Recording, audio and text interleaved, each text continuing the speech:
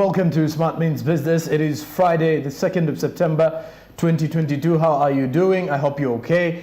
It is Friday and of course the second day of this new month, and I hope that pretty much as you're moving further to driving your business, things look so easy for you. My name is Jerome Paul Sonko. We'll be back from the press, from the news recap from Barigi Andrew. Now we're getting into the press review this morning as well. It's 34 minutes past the hour of 7. That means we're 26 minutes to the top of the hour. And as we're moving on further to look at what is happening and making headlines from the world of business, we kick it off with the press review here. Now, the Daily Monitor with the headline, Government Increases National ID Fees. As you look at the charges in here, the new charges of the national IDs, replacement will cost up from 50,000 Ugandan shillings to 200,000 shillings if you're replacing a lost ID. Then change of particulars is also up from 50,000 shillings to 200,000 shillings if you're changing any information regarding your ID or your national ID, or if at all you've got to NIRA and you want to change something about your identification. Then express processing cost for first timers. If you want to get your ID done within the shortest time possible, if you've never got it, you'll have to pay 50,000 Ugandan shillings.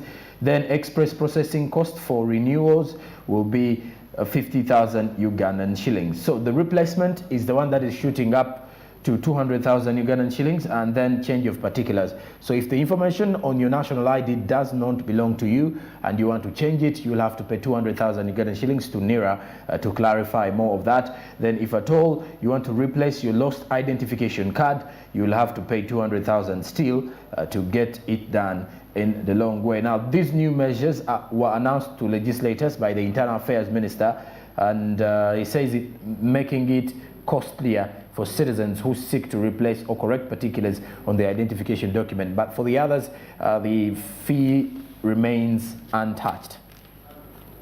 So that is more from the national ID fees here in Uganda. Now also, 180,000 city border riders are facing expulsion over border registration. This is still with the Daily Monitor, as 200,000 have been targeted as the number of border riders. Now in terms of registration, 200,000 riders were supposed to be registered in regards to this registration, and it is here with the Daily Monitor that they highlight this and more. Now also, government is proposing new ID fees. That is what is on the headline in here. Then why the budget cuts are failing to tame inflation. Another report, as inflation in Uganda is increasing steadily. Now, the Bank of Uganda has indicated that it could tighten monetary policy further if inflation continues to rise in the country, as they are trying to mitigate the issues that lead to inflation in Uganda, to at least make it easier for the Ugandan people, Ugandan traders in here, not to suffer more. Okay,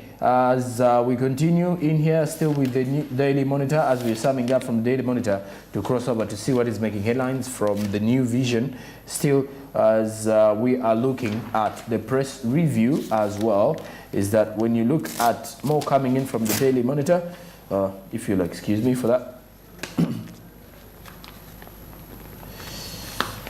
And lastly now, farmers are worrying as prices of seeds continue to rise. This is according to the Daily Monitor.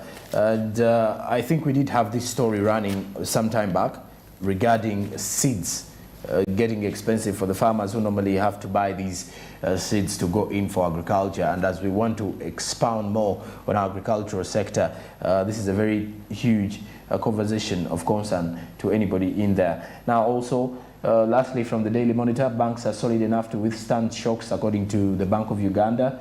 In a statement, as in its 2020 annual supervision report, Bank of Uganda indicated that the 5, if you'll excuse me, domestically important banks include Stanbic Banks, Standard Chartered Bank, Centenary Bank, DFCU, and ABSA. And the Bank of Uganda is the one that conducts stress tests on banks to determine whether they have enough capital to withstand the shocks or not. So this is it from here. And lastly, insurers have no fitting products for informal market, according to a report. So they do not have fitting projects for our informal markets, and the informal markets are quite many here in Uganda, as well under the trader community in there. The government has released 68 billion Ugandan shillings for roads, and this detailed list of disbursed funds per district is Adjumani will walk away with 200 million Ugandan shillings, the district of Apak 85.6 million, Arua 37.9 million, Bujiri 183 million, Bundibujo 231.7 million, Bushenyi 114.6 million, Busia 64 million shillings. Then we've got Gulu with 79.7 million, Hoima 88.3 million shillings, Iganga 62 million, and Jinja 180 million, Kabale 82.8 million, Kabarole 136.9 million Ugandan shillings in here. So as you can see, this is a disbursement to ensure that the roads get back into maintenance, and then the others in construction. Government is actually now in a new push for investment promotions abroad, as there is a pictorial of Robert Mukiza, the Uganda Investment Authority boss, after signing a memorandum of understanding with Owomugisha in Kampala yesterday. In Kampala, that was on Tuesday, to ensure that now Uganda's Investment Authority creates room for foreign investment to continue. And also, the First Lady has hailed Rotary International, having met the president of the Rotary International just recently here at the State House. President Museveni has also met with former president of Ireland in Entebbe. The discussions with the new vision, as you can definitely get it now. Kampala City Council Authority has suspended a border crackdown and has extended registration. Now, many of the cyclists say they had failed to register on time because they have got no logbooks. That is with the new vision, and as more comes in from there with the border registration, Kampala City Council Authority intends to ensure that the border registration comes to pass without any further redo. And away from that particular space, as we continue here with more from the new vision, is that the Uganda National Bureau of Standards has tipped farmers on food quality, on the type of food that is supposed to be produced or that is supposed to be harvested and supposed to be found in the local markets, or as well as ready for export. So that is where you are definitely looking at, and here they are explaining aflatoxins with the new vision. So that is it from the press review this morning, as we now head into the SMB International News.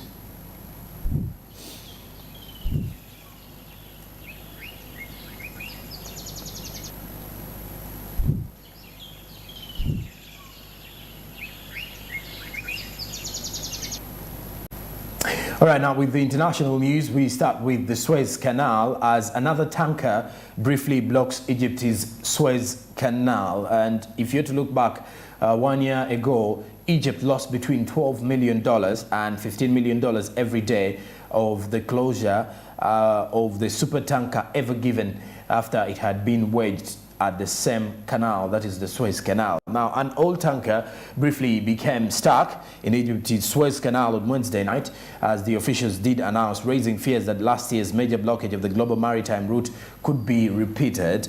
Now, the Affinity V ran aground in the Suez Canal at 19:15, that is around 17:15 p.m. Greenwich Mean Time.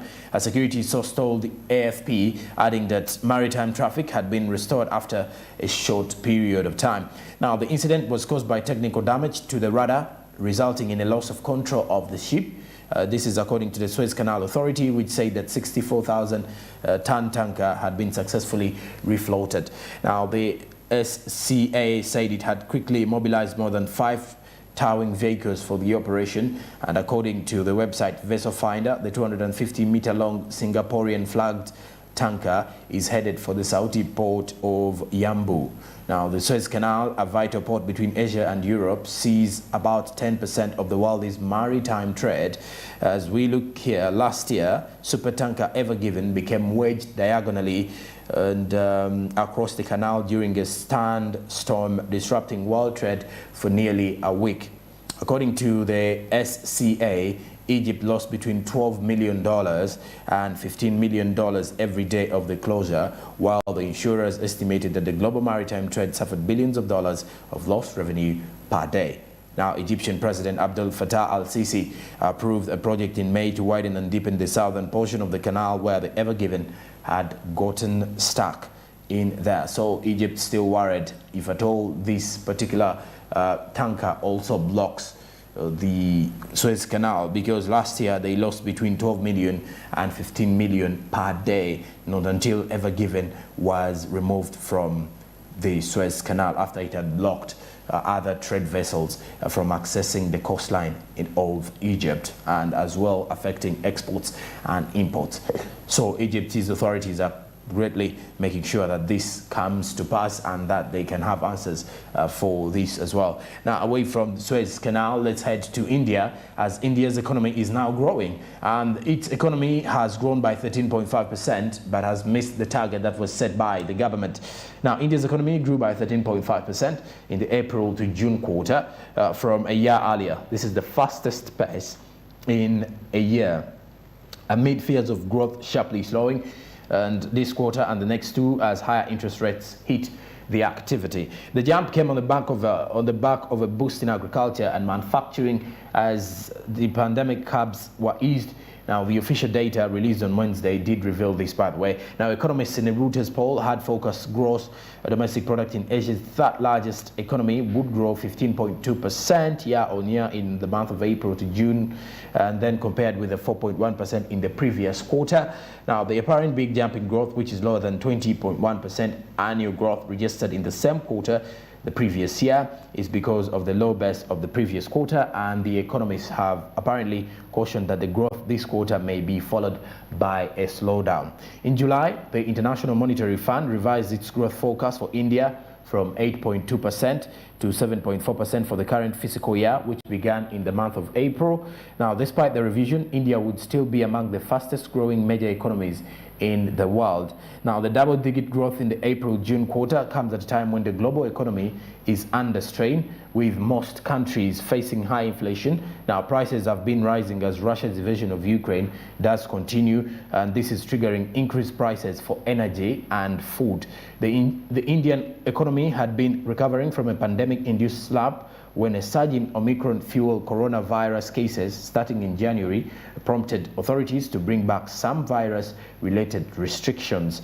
And now, despite the revision, India would still be among the fastest-growing economies in the world. And as of July, the International Monetary Fund revised its growth forecast for the country from 8.2% to 7.4% for the current fiscal year, which began in the month of April, that is in India. Now, the apparent big jump in growth of the Asian country is lower than 20.1% of the annual growth which was registered in the same quarter the previous year, and this is because of the low base of the previous quarter, and the economists have come out to caution that the growth this quarter may be followed by a sharp slowdown. Now, the double-digit growth in April quarter comes at a time when the global economy is under strain with inflation cases and fuel prices shooting up. Now, with most countries facing high inflation, like I said, the prices have been rising as Russia's invasion of Ukraine triggered increasing prices of energy and food all over the world. Now, the Indian economy had been recovering from a pandemic-induced slump when a surge in the Omicron-fueled coronavirus cases starting in January prompted these authorities to bring back some virus-related restrictions. Okay, now lastly, from the SMB International News, we head to boosting trade within the East African community, as this has been one of the core values of the EAC and why the member states and the heads of states continue to meet to ensure that trade is boosted in the East African community and still pushing for growth in one way or the other. Now, 1,882 standards in East Africa were set for harmonization. Now, some of these particular ones, some of 1,882 standards have been designated for harmonization in a renewed drive to bolster trade within the East African community bloc. However, the slow speed of harmonization, if you're to look at this one, the slow speed of harmonization is said to have been impeding trade among East African community states. Now, intra-East African community trade has remained static at 15% of the total trade with the rest of the world in recent years. This is according to official data, with only 31.9% of standards that have definitely been revised, if you're to look at that. Now, only 31.9% of standards have been designated for harmonization in the region, and this is after most of these ones have been revised. And this was revealed during a regional public and private sector consultative engagement on standards organized by the East African Business Council. As you can see now, Frank Duffer, the East African Community Business Council, the East African Business Council Manager for Policy Standards and Non-Tariff Barriers, said out of 1,882 standards that were lined up for harmonization, over 600 have been harmonized, and albeit partially. So as you can see, this is something that you would look at and understand. Now, only 31.9% of standards have been designated for harmonization in the region, which have been harmonized, and some partially. But the region still grows steadily to ensure that at least in the long run, things will be okay and trade will be boosted, hence moving in for economic recovery. Now that brings us to the end of our SMB International News. As we now head into motivation, we start with the SMB Business Tip of the Day.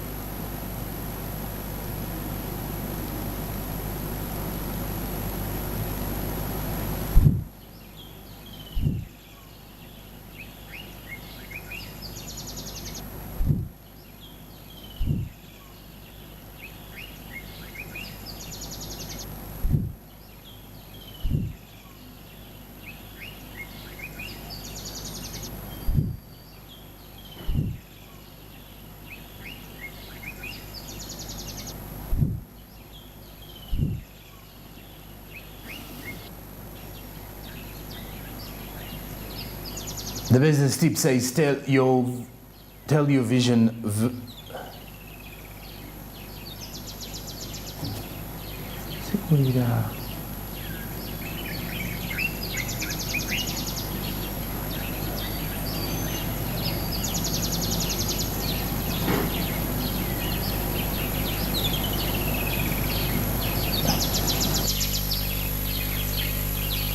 Now, visuals can help your message become actionable.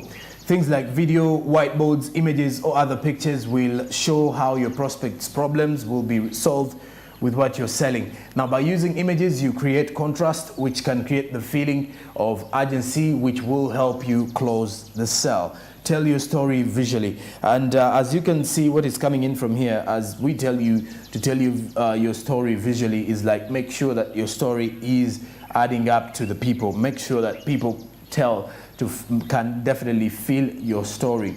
Make sure that people can apparently get to understand the story that you're selling out, all the businesses that you're dealing with. At the end of the day, you will never know which people you're interacting with, and that is why the tip is telling us, tell your stories visually. Let your story be visual. Let people be able to at least relate to that report. Let them be able to relate to the story. As you're advertising, make sure you look for platforms where people can easily see what you're selling. That is why most advertisers normally look for different videos, and these particular videos that they look for in most of the areas are videos that can easily relate to society, or an advert that is actually looking more of a skit or a play, so that people can easily interact with it and get to understand what the business person is dealing with. And so is this tip. Try to interact and tell your story visually so that people can greatly feel you and understand what you're selling. So that is it for the business tip this morning. Now let's get into our business quote of the day.